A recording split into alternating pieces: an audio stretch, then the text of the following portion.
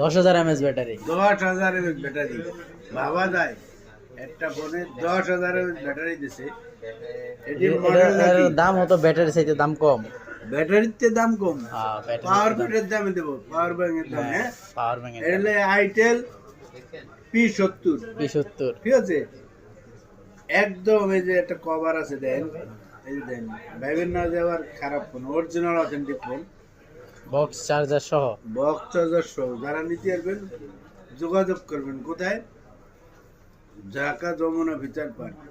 আর Jamuna feature park আসলে only এক piece আছে, অনলি এক পিস আছে। ভিডিও ছাড়ার লগে লগে কল দেবেন, মাত্র প্রাইস 12,000 টাকা।